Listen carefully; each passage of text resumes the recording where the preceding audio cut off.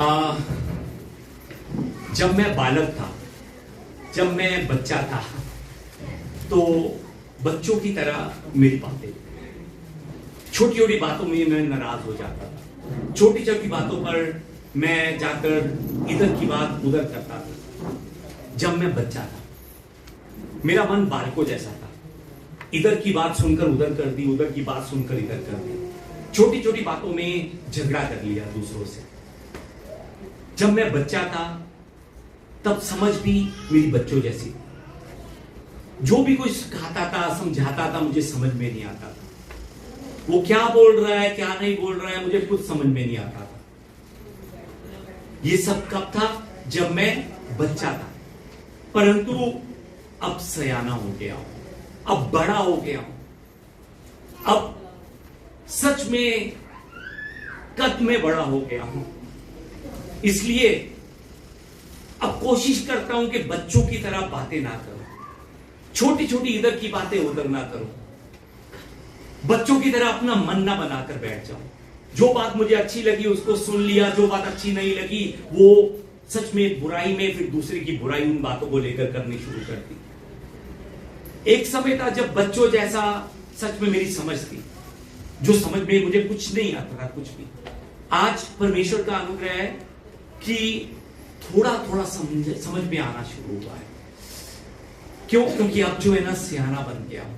और सियाना बनने पर जितनी भी बचपन की हरकतें थी, कौन सी हरकतें?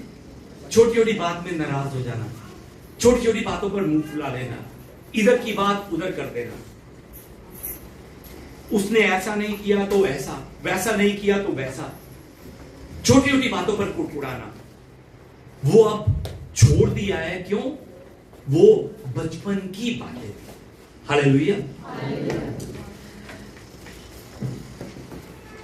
आज जो वचन हमने देखा है वो पहले कुरिन्थियों की पुस्तक से है। आज इस वचन को जिस समय लगातार इस वचन को जब मेडिटेट कर रहा था, इस पूरे हफ्ते में लगातार मेडिटेट कर रहा था, तो परमेश्वर इस वचन को पढ़ते हुए बार बार जो है ना, होशे की पुस्तक की तरफ को मन लेकर जा रहे थे। आप में से किसी ने होशे की किताब पढ़ी है? होशे की किताब, होशे नबी की पुस्तक किसने पढ़ी है तो हाथ उठा सकता है। धन्यवाद। सच में घर में जाकर आज पढ़िएगा उस होशे की पुस्तक को। उस पुस्तक में क्या लिखा है जरूर पढ़िएगा और समझिएगा। इस बार इस वचन की तैयारी करते समय बार बार परमेश्वर जो है ना, होशे की पुस्तक को पंकज पढ़, होशे की पुस्तक को पढ़, ये मन बार बार परमेश्वर दे रहे थे। क्योंकि शायद परमेश्वर चाहते थे कि मैं होशे की पुस्तक को पढ़कर परमेश्वर के मन को और ज्यादा गहराई से समझ सकूं, परमेश्वर के मन के साथ मैं दूसरों से प्रेम कर सकूं। शायद इसलिए वो बार बार होशे की पुस्तक को पढ़ने का मन दे रहे थे। सच में इस बार होशे की पुस्तक को पढ़कर मैंने बहुत आशीषें पाई, बहुत ज्यादा। और वही आशीषें जो है ना, इस समय मैं आप सबके साथ बांटना चाहूंगा।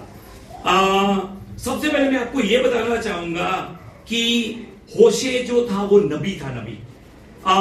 होशे नबी के जीवन से जो बातें सच में मुझे अच्छी लगी, जो मैंने मेडिटेट करते हुए आशीष पाई, उसका वर्जन जो है ना, थोड़ा सा वर्जन बदल कर एक बार होशे की जगह पर खड़े होकर खुद वो मैंने महसूस किया कि जिस समय परमेश्वर की आवाज होशे के पास पहुंची होगी तो उस समय होशे का रिएक्शन क्या होगा। उस मन के साथ उस होशे की जगह पर खुद को खड़ा कर इस बार उस होशे के वचन को मेडिटेट करना शुरू किया। होशे को इंग्लिश में हम होशेया कहते हैं। और मैं ये भी बताना चाहता हूं, वो जो होशे नबी जो है, वो होशे नबी उत्तरी इजराइल का नबी था। वो होशे नबी जो था ना, वो एक प्रचारक था। और उस होशे की पुस्तक के अंदर एक औरत का नाम भी लिखा हुआ है। उस औरत का नाम जो था वो गोमेर था। और ये जो गोमेर नाम की औरत थी, ये एक वैश्या थी, वैश्या। मैं फिर से आपसे पूछना चाहूंगा, ये होशे नबी जो है, ये होशे जो है वो कौन है? वो प्रचारक है, नबी है। और उसी पुस्तक में एक औरत का नाम भी लिखा है। इस औरत का नाम जो है गोमेर है।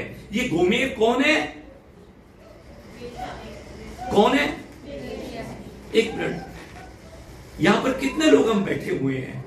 मेरी आवाज सुन पा रही है कि आवाज को थोड़ा बढ़ाएं? कैसे करें? सही है? या हो सकता है कि मैं मलयालम में बोल रहा हूं, हो सकता है समझ में ना आया हो, मैं भाषा बदलता हूं, अपनी भाषा बदलता हूं। होशे जो था वो एक प्रचारक था, वो एक नबी था। होशे कौन था? मेरी गलती है, सच में मैंने अब बदल दी है भाषा को जो है। वो एक नबी था, वो एक प्रचारक था। और गोमेर नाम की जो औरत थी वो कौन है? वेश्या। वाह, ये हिंदी की पावर है, सच में ये हिंदी बोलने की पावर है। अब मैं हिंदी में बोलने की कोशिश करूंगा ताकि आप सबको समझ में आ सके। तो ये जो कहानी है ना, ये कहानी परमेश्वर के राज्य के प्रचारक की और एक वेश्या के बारे में बताई गई कहानी है। बाइबल में हम होशे के जीवन को देखकर कह सकते हैं कि ये जो होशे जो है ना, वो एक बहुत ही अच्छा इंसान है। ये होशे जो है ना, होशे ये एक युवा प्रचारक है। ये होशे जो है ना, वो एक सच्चा विश्वासी है। ये होशे परमेश्वर का जन है। ये परमेश्वर का पवित्र जन है, पवित्र जन। और वो इस संसार में रहते हुए भी संसार के लोगों जैसा नहीं है, संसार के लोगों से वो अलग है। वो एक ईमानदार इंसान है, वो पवित्र जीवन जीने वाला इंसान है।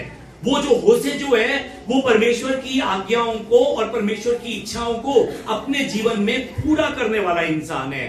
वो जो होशे नबी जो है ना, वो उभरता हुआ प्रसिद्ध प्रचारक है, प्रचारक। उस होशे नबी के भी मन में कई इच्छाएं होंगी। हो सकता है कि वो भी दूसरे विश्वासी लड़कों की तरह, हो सकता है, मैं आपको बता रहा हूं, हो सकता है कि वो भी दूसरे विश्वासी लड़कों की तरह एक सपना देखता होगा कि एक दिन मेरी भी किसी परमेश्वर की प्यारी बेटी के साथ शादी होगी, मेरा भी विवाह होगा। ये सपना सिर्फ होशे नहीं, जितने भी लड़के हैं वो सब देखते हैं, जितनी भी लड़कियां वो सब देखती हैं। हो सकता है कि होशे भी जो है ना, वही सपना देखता हो कि सच में एक दिन मेरी किसी परमेश्वर की बहुत ही अच्छी बेटी के साथ मेरी शादी होगी, पर उस दिन तक मैं सच में खुद को संभाल कर रखूंगा। वो शायद इस चीज को लेकर हर रोज परमेश्वर से प्रार्थना करता हो सकता है। सोचिए कि अगर सच में होशे का मन ऐसा है तो परमेश्वर उसके मन से कितना प्रसन्न होगा। क्यों? क्योंकि वो अपने आप को उस पापी संसार में संभाल कर रखने के लिए परमेश्वर से प्रार्थना कर रहा है। अब एक दिन क्या होता है कि परमेश्वर का वचन जो है ना, उस आज्ञाकारी और पवित्रता का जीवन बिताने वाले होशे के पास पहुंचता है।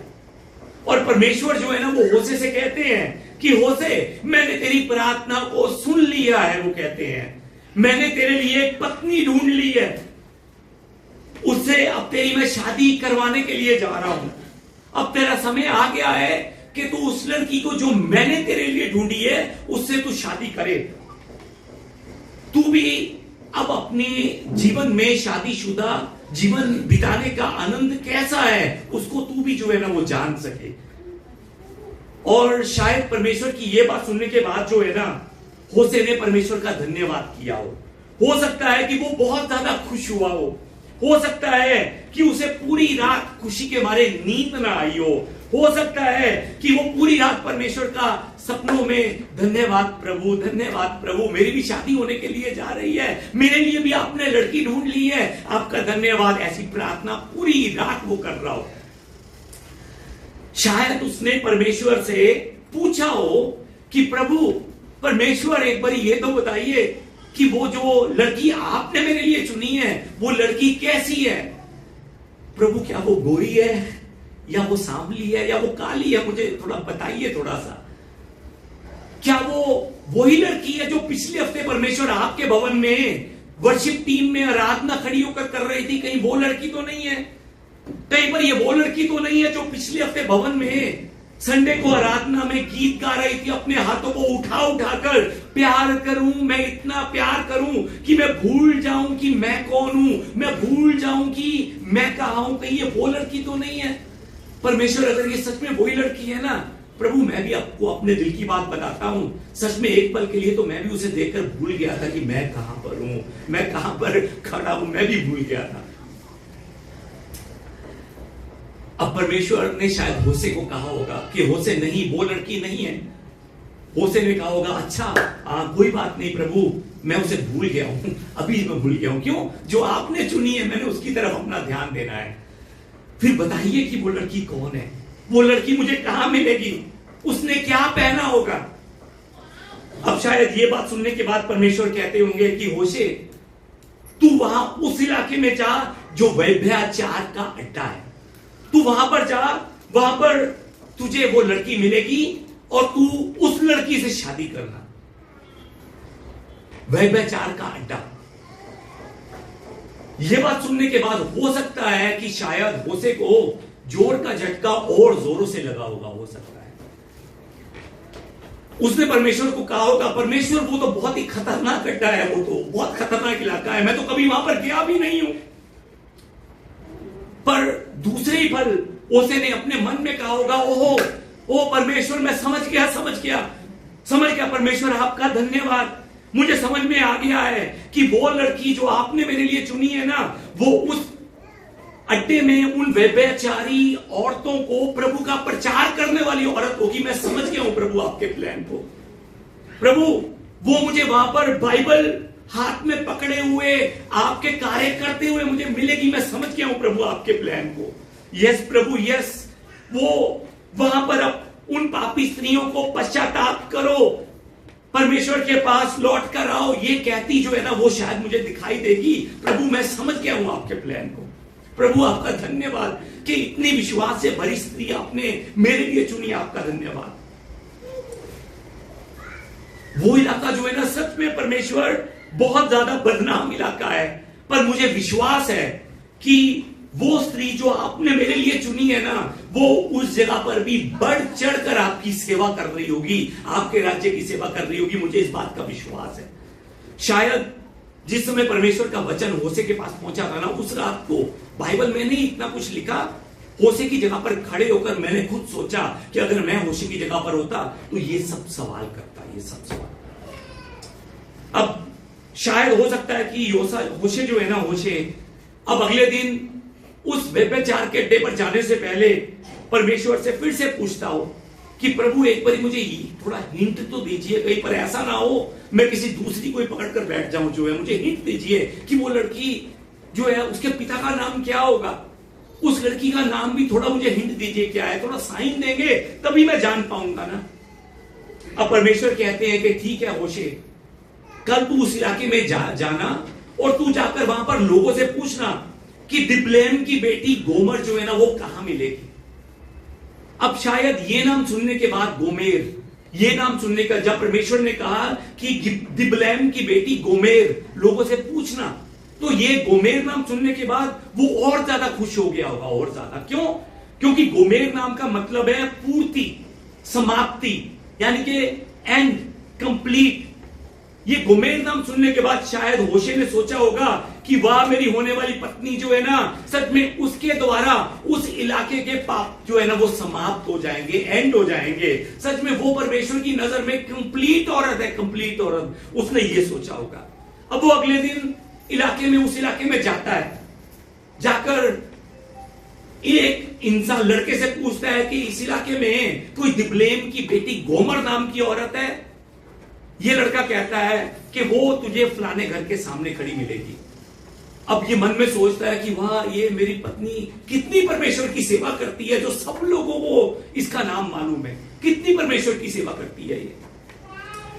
अब वो उस जगह पर पहुंचता है और जाकर देखता है कि वहां पर उस घर के सामने, जो घर उस लड़के ने बताया था, उस घर के सामने आधे से भी आधे कपड़ों में एक औरत हाथ में सिगरेट लेकर खड़ी हुई है। उस लड़की के सामने पहुंचकर परमेश्वर की आवाज फिर से होशे को शायद आती है और परमेश्वर होशे को कहता है कि होशे ये वही है जो मैंने तेरे लिए चुनी है, इस वैश्या को अपनी पत्नी बना ले। ये गोमेर, ये वैश्या तेरी पत्नी होगी और तू इससे शादी कर। एक बार सोचकर देखिए कि सच में होशे उस समय कितना ज्यादा शौक हुआ होगा। जो बात कर रहा हूं समझ रहे हैं? बहुत ज्यादा शौक हुआ होगा। उसने शायद परमेश्वर से कहा होगा कि परमेश्वर, मैंने तो सोचा था कि उसके हाथ में बाइबल होगी, पर वो तो बीड़ियां पकड़कर खड़ी हुई है प्रभु। मैंने तो सोचा था कि वो आपकी सेवा कर रही होगी, पर वो तो पता नहीं किसी और ही सेवा में लगी हुई है प्रभु। सच में प्रभु, आप कह रहे हो कि मैं इस औरत से शादी करूं, इस औरत से? ये औरत तो हुची मामा है, हुची मामा, इससे मैं कैसे शादी कर सकता हूं? परमेश्वर होशे को कहते हैं कि होशे, ये वही है जिससे मैं चाहता हूं कि तू शादी कर। होशे शायद परमेश्वर से कह रहा होगा कि परमेश्वर, आप ऐसा मेरे साथ नहीं कर सकते। परमेश्वर ने कहा कि नहीं, तू उससे शादी कर, उससे। ये जो है ना, ये होशे के पहले चैप्टर की ये सारी बात है जो मैंने एक नए वर्जन में आपको बताई है, होशे की जगह पर खड़े होकर। ये होशे की जो पुस्तक है ना, सिर्फ ये नहीं बताती कि उसने उस व्यभिचारिणी स्त्री से शादी की और परमेश्वर की आज्ञाओं का पालन किया। ये होशे की पुस्तक सिर्फ ये नहीं बताती। ये कहानी जो है ना होशे की, उससे भी कहीं ज्यादा गहरी कहानी है, गहरी। इस पुस्तक में चौंकाने वाली बात यह है कि होशे ने परमेश्वर की इच्छा अनुसार सिर्फ उस वेश्या से शादी ही नहीं की, बल्कि होशे ने उस वेश्या से प्रेम भी किया, प्यार भी किया। प्यार, जो बात कर रहा हूं समझ रहे हैं? सिर्फ शादी नहीं की कि हां जबरदस्ती शादी करवा दी और मैंने कर दी। उसने शादी कर कर, परमेश्वर की आज्ञा अनुसार शादी कर कर उस औरत से सच में प्रेम किया, उस वेश्या से सच में उसने प्रेम किया।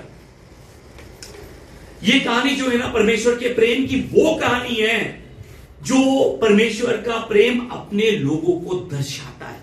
ये वो कहानी है। इस कहानी में हम परमेश्वर का प्रेम उसके अपने लोगों के बारे में देख सकते हैं। इस कहानी में होशे जो है ना, वो परमेश्वर के प्रेम को दर्शाता है, और जो वेश्या है ना, वेश्या गोमेर, वो मुझे और आपको दर्शाती है, जो परमेश्वर के प्रेम को ना समझते हुए अपनी मनमर्जी करते रहते हैं और परमेश्वर को छोड़कर दूसरी चीजों के पीछे भागते रहते हैं। वो गोमेर वेश्या जो है ना, वो मुझे और आपको दर्शाती है, आपको। ये होशे की कहानी प्रभु यीशु मसीह के प्रेम को दर्शाने के साथ साथ प्रभु यीशु मसीह के जीवन की झलक जो है ना, झलक, वो भी हमें दिखाती है। यीशु नाम के शब्द को इब्रानी भाषा में और अरमिक भाषा में, यानी कि जिस समय यीशु मसीह जीवित थे ना, उस समय अरम की भाषा और इब्रानी भाषा ज्यादा चलती थी, और उसके साइड में ग्रीक भाषा जो थी, यूनानी भाषा, वो थी। यानी कि मेन जो भाषाएं थी ना उस समय, इब्रानी और अरम की भाषा थी। अब इब्रानी भाषा में और अरम की भाषा में यीशु नाम के शब्द का मतलब जो है ना, वो यीशुआ बनता है। एक बार मेरे पीछे बोले, यीशुआ, यीशुआ। ये इब्रानी भाषा में और अरम भाषा में यीशु नाम का मतलब है यीशुआ। इस यीशुआ का पर्यायवाची शब्द भी बनता है। उदाहरण के तौर पर मेरा नाम पंकज है, पंकज का पर्यायवाची शब्द कई बनते हैं। कमल, कमल का फूल, ये भी पंकज का पर्यायवाची शब्द है। आपके नाम के भी कई पर्यायवाची शब्द, कई अर्थ निकलते होंगे। उसी तरह से ये जो यीशुआ जो है ना, इस नाम के दो शब्द और बनते हैं, और वो दो शब्द हैं, पहला यहोशू और दूसरा शब्द है होशे। अभी मैं आपको किस पुस्तक के बारे में बता रहा था? होशे। यीशुआ, इसको अरम भाषा में, इब्रानी भाषा में पर्यायवाची शब्दों में होशे और यहोशू, ये दो नाम जो है ना, ये निकलते हैं पर्यायवाची शब्द में।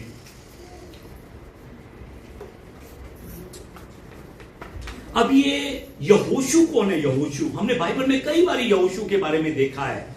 ये यहोशू वो है जो परमेश्वर की प्रजा को वादे की गई कनान की धरती में लेकर जाता है। मूसे के मरने के बाद परमेश्वर यहोशू को जिम्मेवारी सौंपते हैं कि तू इन इजराइल के लोगों को वादे की गई धरती पर लेकर जा। ये यहोशू है। और ये होशे कौन है?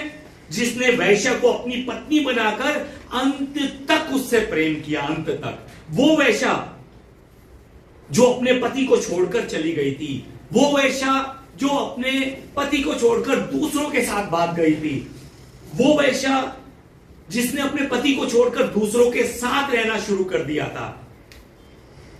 ये होशू की पुस्तक में है।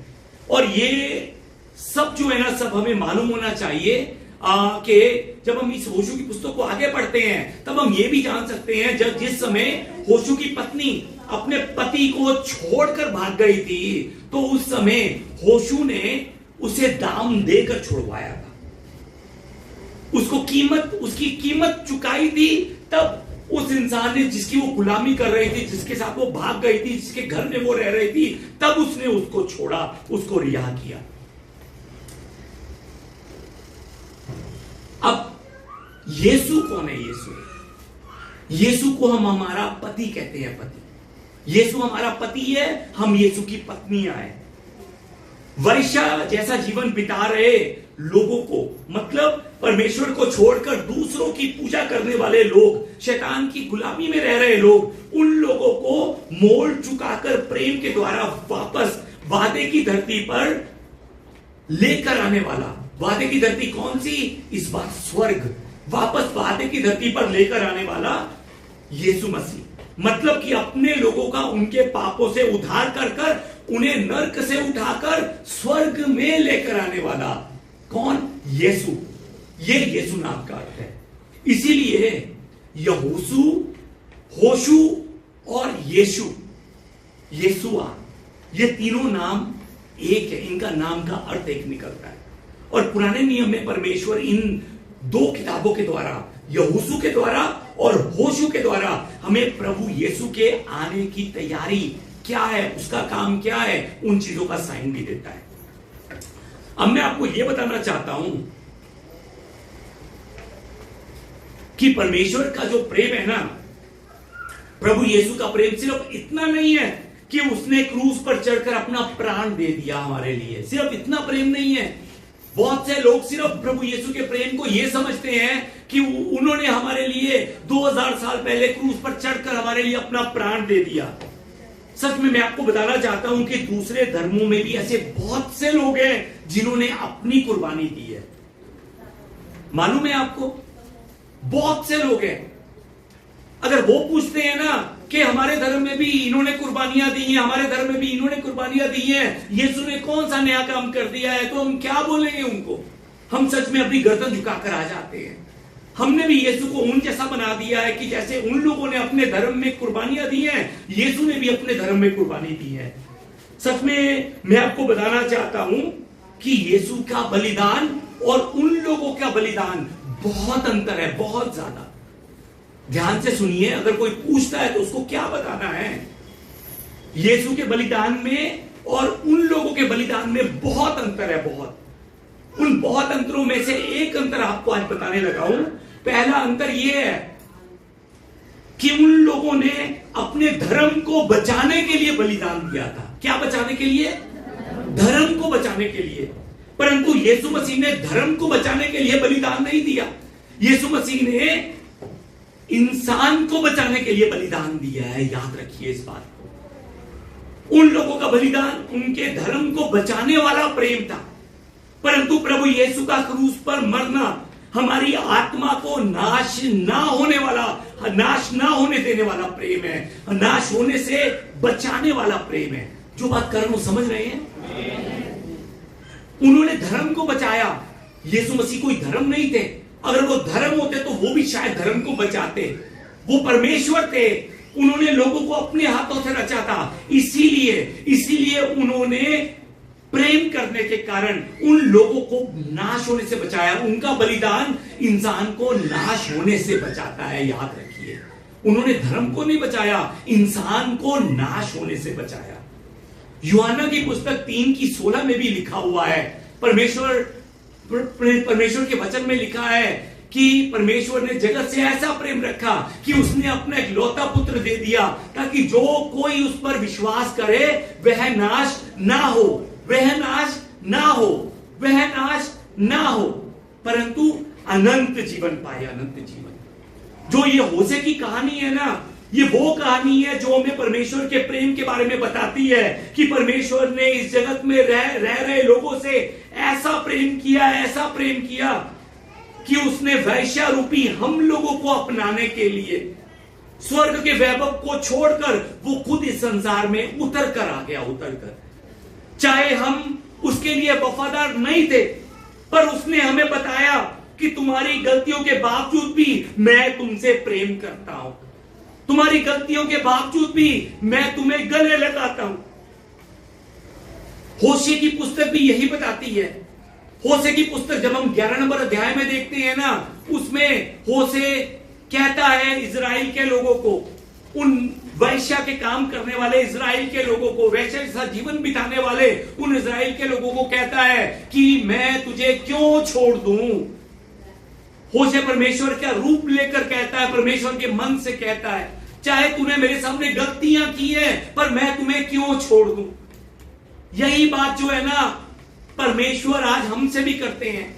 एक बारी अब्राहम की जगह पर, एक बारी इजराइल की जगह पर अपना नाम जोड़कर देखिए, अपना नाम। सच में मैं जिस समय 3 दिन पहले अब्राहम की जगह पर, इजराइल की जगह पर अपना नाम जोड़कर लगातार पढ़ रहा था वचन को, मेरी आंखों से आंसू निकलने शुरू हो गए।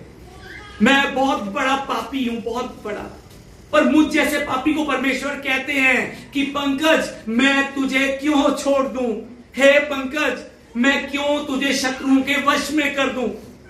मेरा हृदय जो है ना वो उलट पुलट हो गया है, मेरा मन स्नेह के मारे पिघल गया है। मैं अपने क्रोध को भड़कने ना दूंगा। तूने गलतियां जरूर की हैं, तू बार बार पाप जरूर करता है, पर पंकज मैं तुझे नाश नहीं होने दूंगा।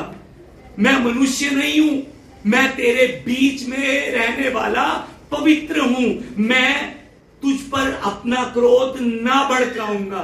सच में इस वचन को 3 दिन पहले लगातार पढ़ पढ़कर आंखों से आंसू निकल गए थे। एक बारी हम भी अपना नाम अब्राहम की जगह पर और इजराइल की जगह पर एक बारी पढ़कर इस वचन को पढ़े।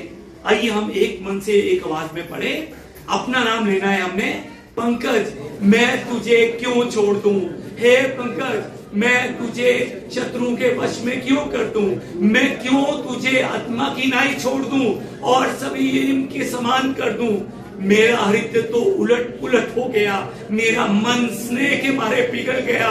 मैं अपने क्रोध को भड़कने ना दूंगा और ना मैं फिर पंकज को नाश करूंगा, क्योंकि मैं मनुष्य नहीं परमेश्वर हूं। मैं तेरे बीच में रहने वाला पवित्र हूं, मैं क्रोध करने ना आऊंगा।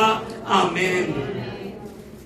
यह परमेश्वर का प्रेम है, हमारे बीच में रहकर हमसे प्रेम करने वाला, हमें नाश ना होने देने वाला, यह परमेश्वर का प्रेम है। परमेश्वर कहता है कि मैं तुझसे इसलिए प्रेम नहीं करता कि तू बहुत ज्यादा प्रार्थनाएं करता है। परमेश्वर कहता है कि मैं तुम सबसे इसलिए प्रेम नहीं करता कि तू बहुत दान देता है। मैं तुम सबसे इसलिए प्रेम नहीं करता कि तू अपना दशमांश भी मुझे देता है। तू बहुत ज्यादा दिन में 8-9 घंटे मेरे वचनों को भी पढ़ता है। परमेश्वर कहता है मैं तुझसे इसलिए प्रेम नहीं करता। ये सब कुछ जो तू कर रहा है, दशमांश देने का, मेरे वचन को पढ़ने का, प्रार्थनाएं करने का, ये जो है ना, ये तू अपना प्रेम मुझे दिखा रहा है, पर मेरा प्रेम तेरे इन दिखाने वाली चीजों से नहीं होता। मैं तुझसे सिर्फ प्रेम करता हूं। प्रेम क्यों प्रेम करता हूं? क्योंकि मैंने तुझे अपने हाथों से रचा है, तू मेरे हाथों की रचना है, इसलिए मैं तुझसे बिना शर्त के प्रेम करता हूं, बिना शर्त के। परमेश्वर का प्रेम बिना शर्त के किए जाने वाला प्रेम है। वो कुछ मांगता नहीं है हमसे, वो सिर्फ देता है, प्रेम करता है। जिस तरह से होशे आज्ञाकारी और पाप रहित, सच में पाप रहित प्रचारक था, जिस तरह से होशे आज्ञाकारी प्रचारक, पाप रहित प्रचारक, उसी तरह से यीशु मसीह भी निर्दोष मेमना था, निर्दोष मेमना। गोमेर की तरह मैं और आप वेश्या थे, हम अशुद्ध थे, हम पापी थे, हम अपवित्र थे। हमें अशुद्धता से बचाने के लिए प्रभु यीशु मसीह स्वर्ग का सब कुछ छोड़कर इस संसार की गंदगी में आ गए, ताकि वो अपने पवित्र लहू के द्वारा हम वेश्याओं को, हम पाप में गिरे हुए अपवित्र लोगों को फिर से वो शुद्ध कर सके, शुद्ध। उन्होंने आकर हमसे फिर से विवाह किया, विवाह। हमें उन्होंने आकर शैतान के बंधनों से मुक्त किया। उन्होंने हमें अपना मोल देकर, हमें अपना लहू मोल देकर शैतान से छुड़ाया है। याद रखिए, ये प्रेम जो है ना परमेश्वर का, ये बहुत ही ज्यादा एक अद्भुत प्रेम है, ये एक महान प्रेम है परमेश्वर का। ये प्रेम जो है ना सच में हमारी सोच से बिल्कुल अलग है, बिल्कुल अलग। जैसे होशे ने एक वेश्या से प्रेम किया, वैसे ही यीशु जो महिमा का राजकुमार है, वो एक क्रूस पर चढ़कर मरा ताकि यह प्रकट हो सके कि मैंने सिर्फ तुम्हारे पापों को ही तुमसे दूर नहीं किया, मैंने सिर्फ तुम्हारे पापों को ही क्षमा नहीं किया, बल्कि मैंने तुमसे प्रेम किया है, प्रेम।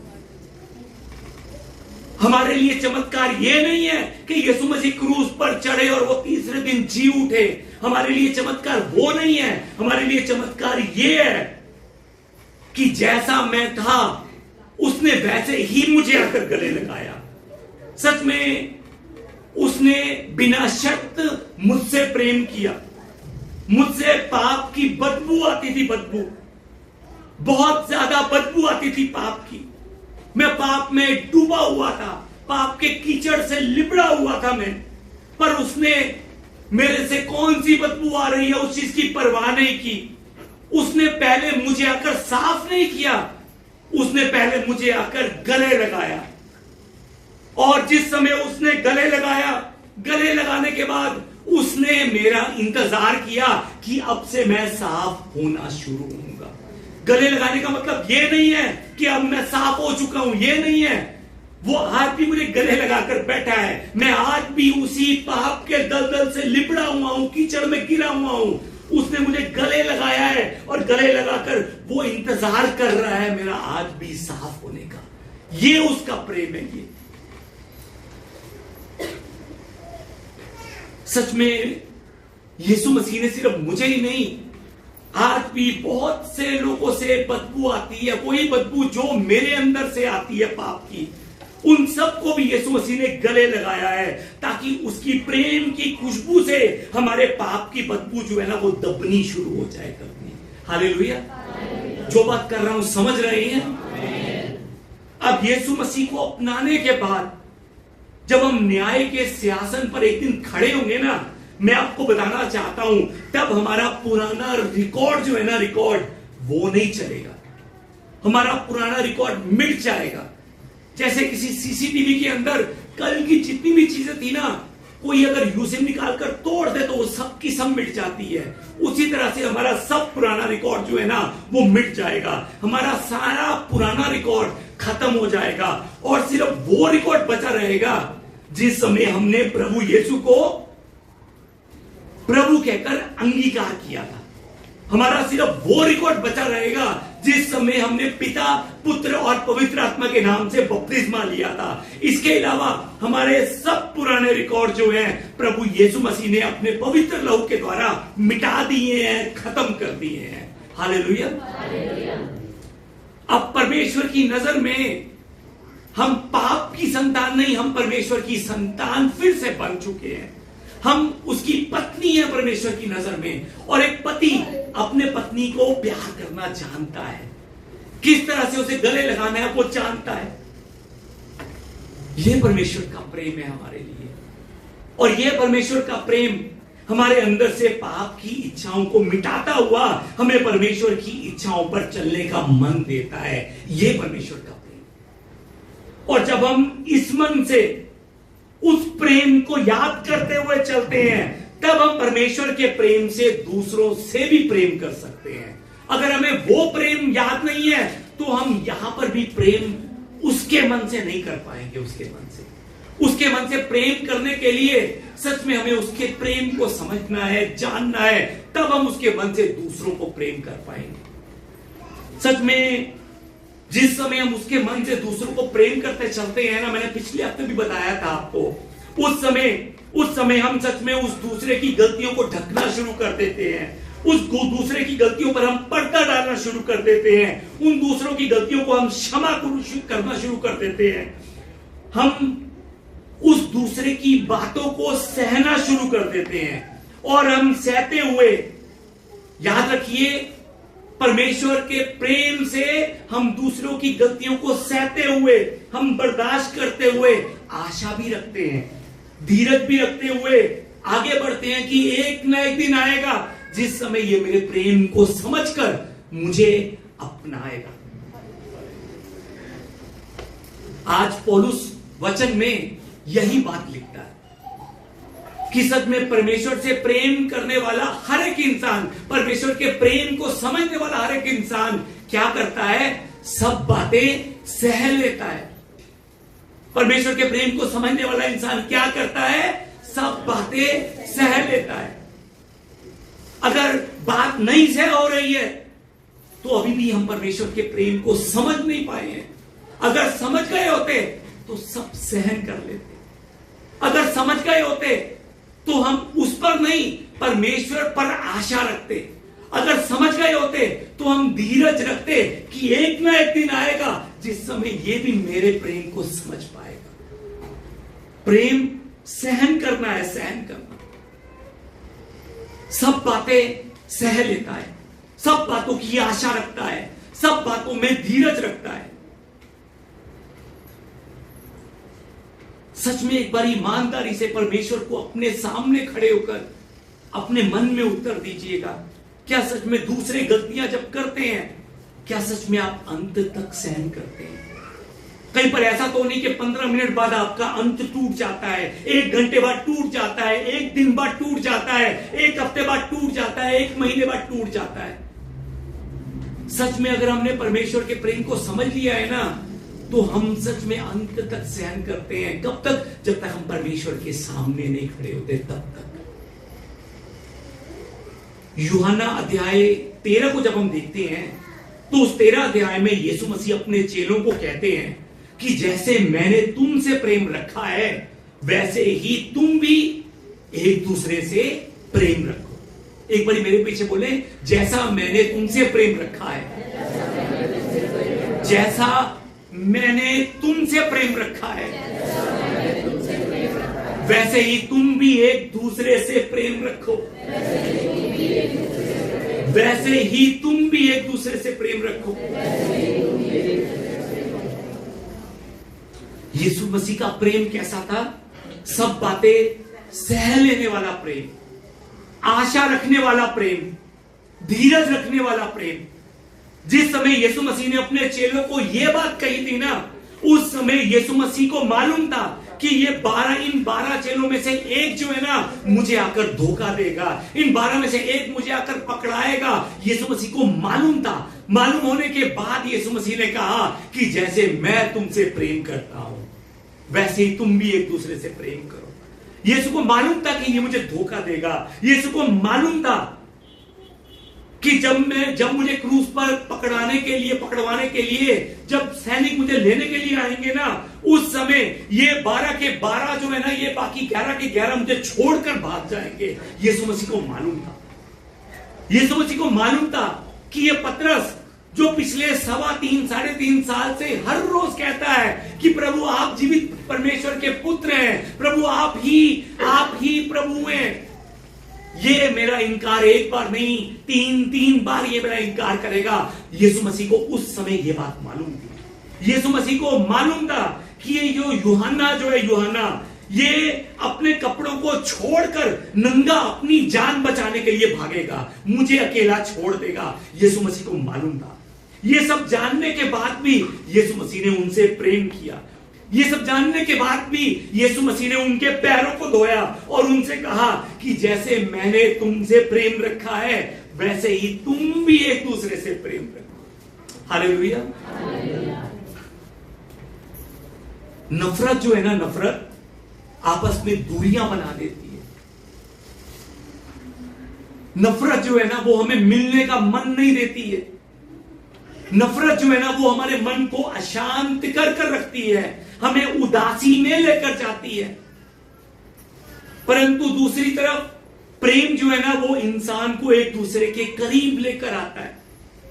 प्रेम जो है ना वो इंसान को मिलने पर मजबूर करता है। प्रेम जो है ना हमारे अंदर आनंद को भर देता है। हम दूसरे से अलग होकर नहीं रह सकते, चाहे उसने जितनी मर्जी गलतियां मेरे सामने की हो, हम उसे फिर भी माफ करते हैं। क्यों? क्योंकि हम परमेश्वर के मन से उसे प्रेम करते हैं। प्रेम मिलाता है, नफरत अलग करती है, याद रखिए। यूहन्ना 13 की 34 और 35, 34 के बाद 35 नंबर आयत में यीशु मसीह कहते हैं कि यदि आपस में प्रेम रखोगे, यदि आपस में प्रेम रखोगे। यीशु मसीह ने यह नहीं कहा कि यदि कलीसिया में आओगे, यह नहीं कहा। यीशु मसीह ने यह नहीं कहा यदि तुम प्रार्थनाओं कर प्रार्थनाएं करोगे। यीशु मसीह ने यह नहीं कहा यदि तुम वचन पढ़ोगे। यीशु मसीह ने कहा है यदि तुम आपस में प्रेम रखोगे तो इसी से सब जानेंगे कि तुम मेरे चेले हो। आमीन। यदि तुम प्रेम रखोगे तभी सब जान पाएंगे कि तुम विश्वासी हो, तुम मसीही हो। आज यीशु मसीह आप सबसे एक सवाल पूछते हैं, ईमानदारी से उसका उत्तर ऊंची आवाज में दीजिएगा। अगर नहीं दे सकते तो शांत रहिएगा। यीशु मसीह आपसे एक सवाल करते हैं, एक सवाल, क्या तुम मुझसे प्रेम करते हो? यीशु मसीह फिर से यह सवाल पूछते हैं, क्या सच में तुम मुझसे प्रेम करते हो? यीशु मसीह फिर से आपसे यह सवाल करना चाहते हैं, क्या सच में तुम मुझसे प्रेम करते हो?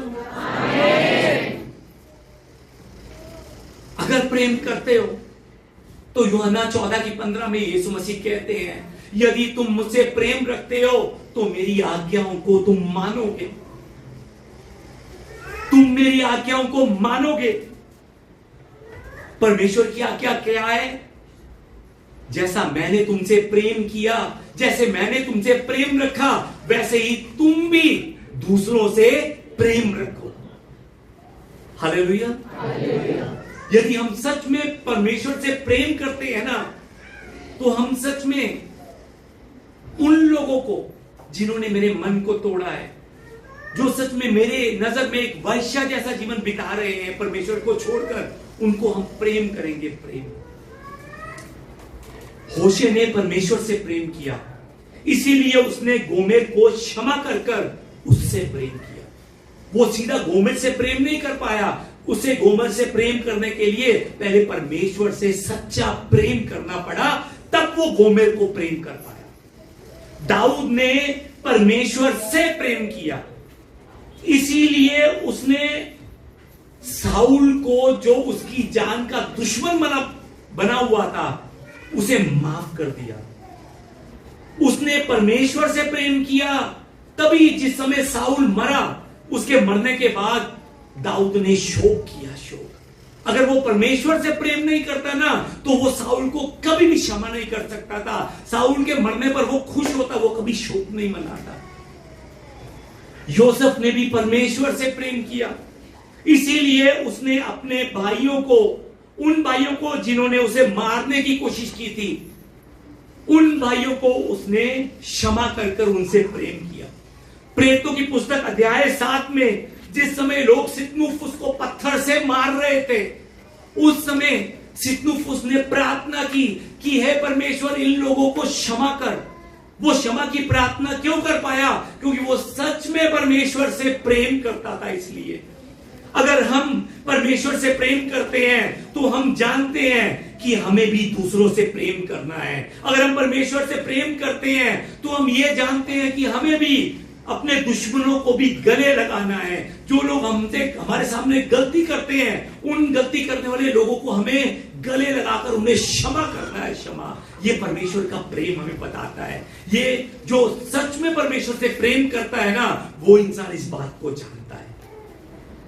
क्यों जानता है मालूम है आपको?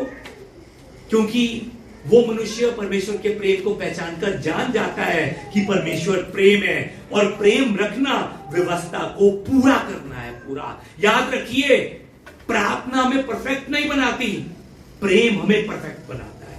वचन पढ़ना हमें परफेक्ट नहीं बनाते, वचन हमें रास्ता दिखाते हैं, पर प्रेम हमें परफेक्ट बनाता है, उन वचनों पर चलना सिखाता है। मैं नहीं कह रहा, रोमियो की पुस्तक में लिखा हुआ है, रोमियो 13:10 में लिखा है, प्रेम पड़ोसी की कुछ बुराई नहीं करता, कुछ थोड़ी सी भी बुराई नहीं करता प्रेम जो है। इसीलिए प्रेम रखना, व्यवस्था को क्या करना है, पूरा करना है, पूरा। अगर आप परफेक्ट बनना चाहते हो ना, तो प्रेम कीजिए, परमेश्वर के मन से प्रेम कीजिए, तब परमेश्वर की नजरों में मैं और आप परफेक्ट बनेंगे, परफेक्ट। जो हमसे प्रेम करते हैं, जो हमारी सब बातों को मानते हैं, जो हमारी हर एक बात को सुनते हैं, जो हमारे कहे अनुसार भी चलते हैं, ऐसे लोगों से प्रेम करना बहुत आसान होता है। अगर आप सच में मेरी सब बातें मानते हैं, जैसा मैं कहता हूं वैसे चलने में आप हिम्मत करते हैं, मेहनत करते हैं, तो मैं ऑटोमेटिकली आपका और आदर करूंगा, आपसे और प्रेम करूंगा। पर ऐसे प्रेम के अंदर हम बड़ाई नहीं कर सकते कि मैं आपसे प्रेम करता हूं। मैं बड़ाई नहीं कर सकता ऐसे प्रेम में। मैं बड़ाई कब करूंगा मालूम है आपको? जिसने कुछ मेरे बारे में गलत कहा है, जो मेरे कहे अनुसार नहीं चलता, जो हमेशा अपनी मनमर्जी करता है, जो सच में बार बार दूसरों के सामने जाकर मेरी बुराई करता है। अगर मैं उसे क्षमा करना जानता हूं ना, तो सच में मैं परमेश्वर से प्रेम करने वाला जानूं। अगर मैं उसे क्षमा करना नहीं जानता, सिर्फ उन्हें जो मेरा आदर करते हैं, जो मेरी रिस्पेक्ट करते हैं, जो मेरी बात को मानते हैं, अगर मैं उनसे प्रेम करता हूं, तो सच में मैं अभी भी प्रेम को नहीं समझ पाया, परमेश्वर को नहीं समझ पाया। हमारे बच्चे गलतियां करते हैं, क्या हम उनका बोरी बिस्तरा पैक कर कर कहते हैं दफा हो जाए यहां से? हम कहते हैं कि आज के बाद तेरा रिश्ता मेरे से खत्म, क्या हम ऐसा कहते हैं? गलतियां करने के बाद हम उन्हें गले लगाते हैं। मैं आपको बताना चाहता हूं, वो प्रेम नहीं है। हम उनको नहीं भी गले लगाएंगे ना, अपने आप ही वो हमें आकर गले लगा लेंगे, अपने आप ही। ये रिश्ता ऐसा है, रिश्ता ऐसा है। पर प्रेम उन लोगों के साथ किया जाता है जिन्होंने सच में मेरे सामने बहुत बड़ी गलती की है।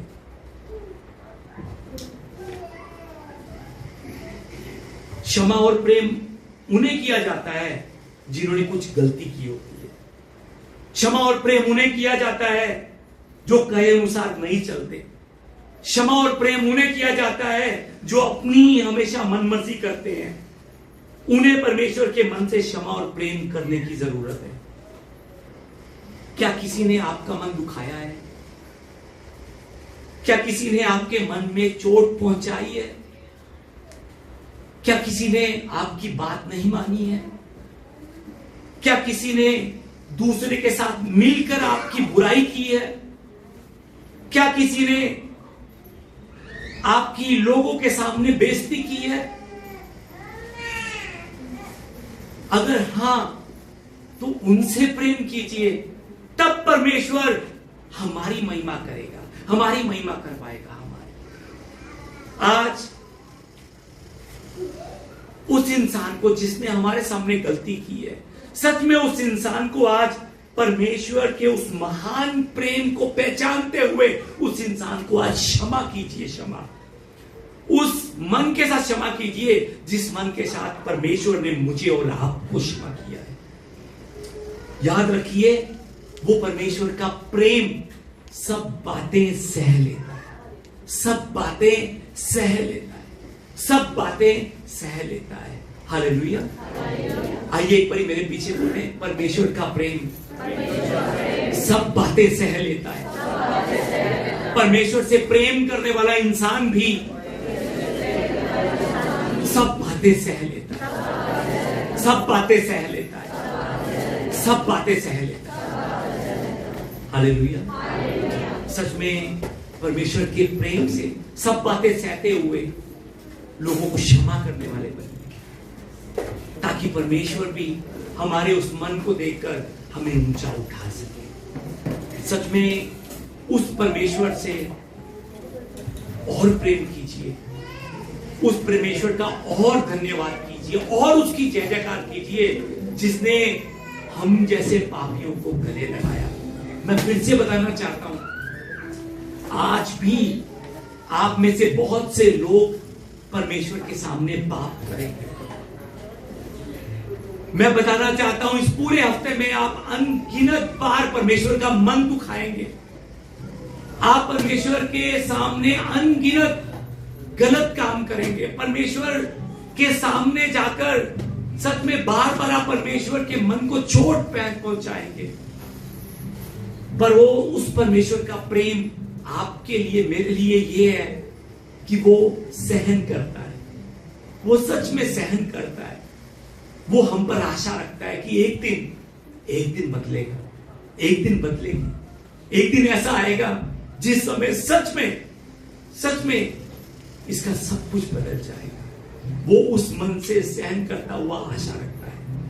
सच में उस अद्भुत परमेश्वर के प्रेम का धन्यवाद करते हुए आइए हम मिलकर परमेश्वर की जय जयकार करें।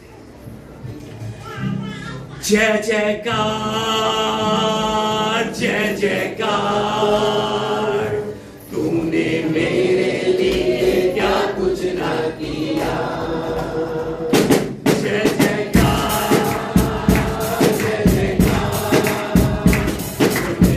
आइए सच में आप सच्चे मन से उसकी जय जयकार करें। जय जयकार, जय जयकार, तूने मेरे लिए क्या कुछ ना किया। जय जयकार, जय जयकार, तूने मेरे लिए क्या कुछ ना किया।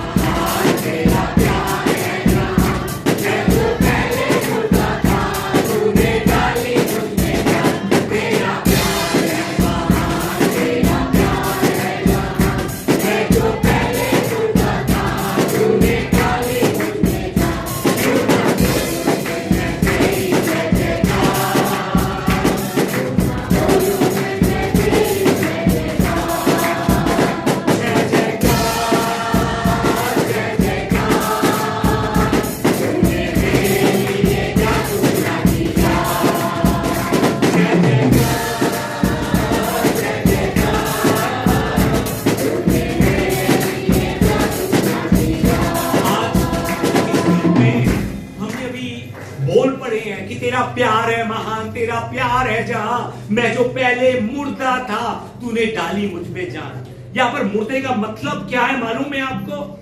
मुर्दे का मतलब है बिना प्रेम के जीवन जीने वाला इंसान। उस इंसान को मुर्दा कहते हैं, मुर्दा। सच में हम पहले बिना प्रेम के थे, हम मरे हुए थे, हम किसी से प्रेम नहीं करते थे, सबसे नफरत करते थे। पर धन्यवाद है उस प्रभु का, उस प्रभु यीशु का कि उसने प्रेम करना सिखाया हमें। उस धन्यवाद है उस परमेश्वर का कि उसने मुझ जैसे मुर्दे में जान डालकर, मुझ जैसे मुर्दे को उसने प्रेम कर कर दूसरों से प्रेम करते हुए दूसरे को क्षमा करना सिखाया। जब हम आगे 2 नंबर आयत को देखते हैं ना, 2 नंबर आयत के बोल ऐसे लिखे हुए हैं कि मेरी सूरत बिगड़ी थी, मेरा दिल था खाली। सच में पाप के कारण मेरी और आपकी, हम सबकी सूरतें बिगड़ी हुई थी। सच में हमारे दिल में नफरत ही नफरत भरी थी, प्रेम का डब्बा बिल्कुल खाली था हमारे अंदर। पर धन्यवाद है उस परमेश्वर का कि उस परमेश्वर ने अपने लहू के द्वारा हमारे पाप की इस बिगड़ी हुई सूरत को उसने संवारा और हमारे अंदर उसने प्रेम ऐसा भरा कि हमारे मन में अब प्रेम की खेती होनी शुरू हो गई। प्रेम की जो है ना, सच में हरियाली आ गई, हरियाली। जब हम आगे 4 नंबर आयत को देखते हैं तो 4 नंबर आयत के बोल ऐसे हैं कि अपनी रूह से भर दिया, अपनी शक्ति मुझको दी, अपनी रूह से भर दिया। क्यों रूह से भर दिया? क्या करने के लिए भर दिया? अपनी शक्ति मुझको दी। क्या करने के लिए अपनी शक्ति दी? दूसरों को गिराने के लिए शक्ति दी। सच में मैं आपको बताना चाहता हूं, प्रभु यीशु मसीह ने अपनी सामर्थ्य से अपनी शक्ति को किसी को गिराया नहीं है, बल्कि गिरे हुए लोगों को खड़ा किया है। जो लोग गिरने वाले थे ना, उनको पकड़ा है ताकि वो गिर ना पाए। उन्होंने अपनी रूह से भर दिया, उन्होंने शक्ति मुझे दी ताकि मैं गवाही दे सकूं उस प्रेम की जो परमेश्वर ने मुझसे किया, मुझसे।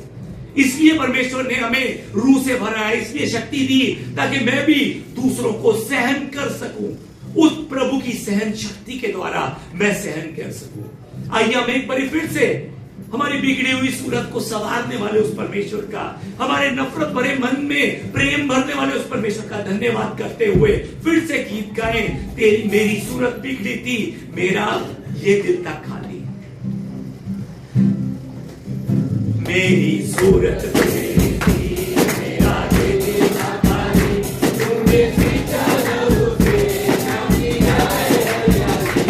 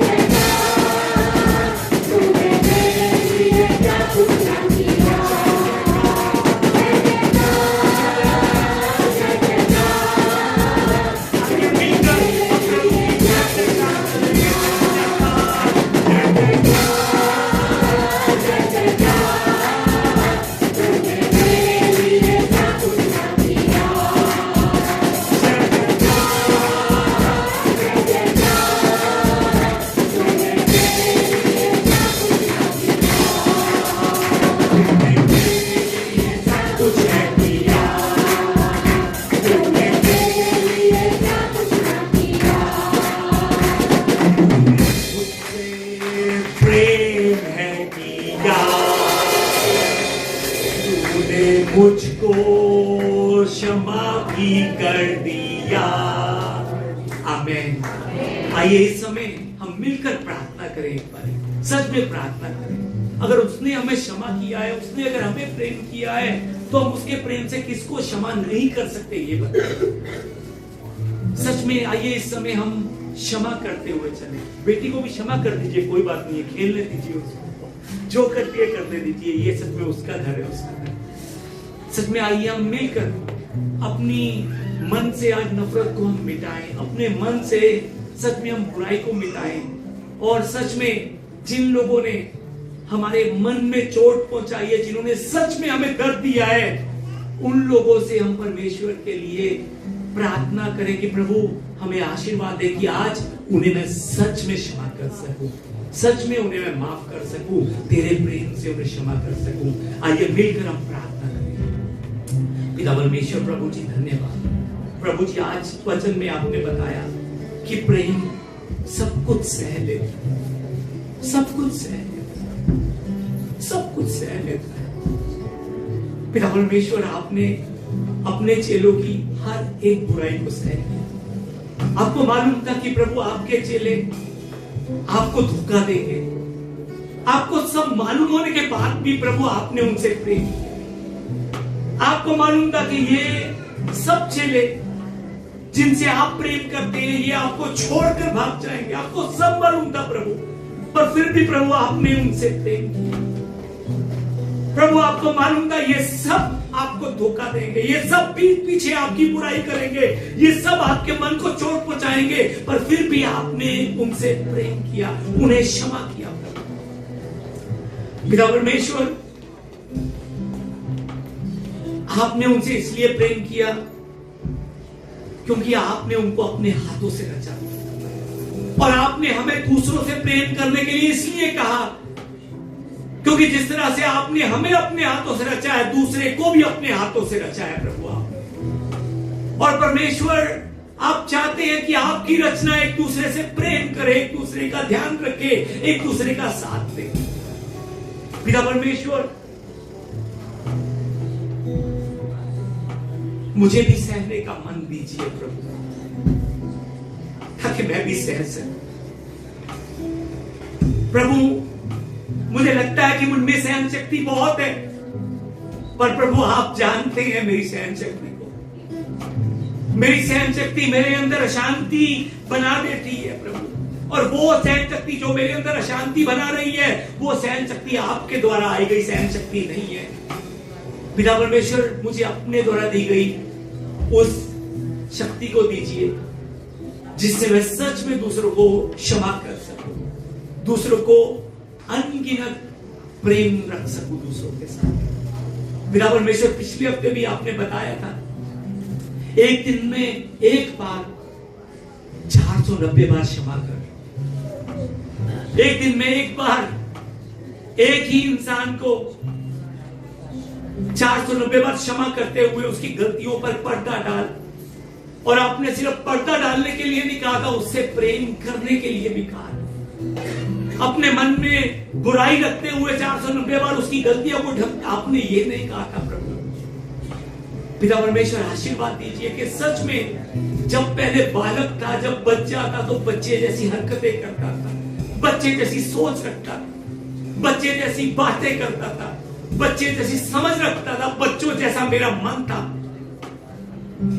पिता परमेश्वर, मुझे विश्वास है कि आपने आत्मा में मुझे बड़ा किया है, और प्रभु अब आशीर्वाद दीजिए कि अगर सच में मैं आत्मा में अब थोड़ा सा भी बड़ा हुआ हूं, तो उस थोड़े से बड़े होने वाले काम भी कर सकूं प्रभु, और ज्यादा बचपने में जीवन जीने वाला लाभ बनाइए प्रभु। अब सच में बड़ा बनकर, बड़ी सहन शक्ति के साथ, बड़ी क्षमा के साथ, बड़े प्रेम के साथ अपने कार्य को करने का आशीर्वाद दीजिए प्रभु। सच में मेरा मन ऐसा बनाइए कि जिस दिन मैं आपके सामने खड़ा हूं और आप मुझसे सच में अगर सवाल पूछें, क्या तू मुझसे प्रेम करता है, क्या तू मुझसे प्रेम करने के कारण दूसरों को सबको क्षमा करता आया है, दूसरों को सबको तू गले लगाता आया है, दूसरों को सबसे तू प्रेम करता आया है, उस समय प्रभु मैं आपसे कह सकूं कि प्रभु हाँ, मैंने आपकी आज्ञाओं पर चलने के लिए मेहनत की है। सच में मैं कह सकूं कि जैसा आप चाहते थे मैं वैसा जीवन बिता कर आया हूं प्रभु। मैंने पूरी मेहनत की है उस जीवन को बिताने के लिए। प्रभु मदद कीजिए। ये शाबाशी प्रभु यीशु के द्वारा सुनने की प्रार्थना करता हूं प्रभु। पिता परमेश्वर, वचन में हमने पढ़ा कि प्रेम व्यवस्था को पूरा करता है, प्रेम हमें परफेक्ट बनाता है।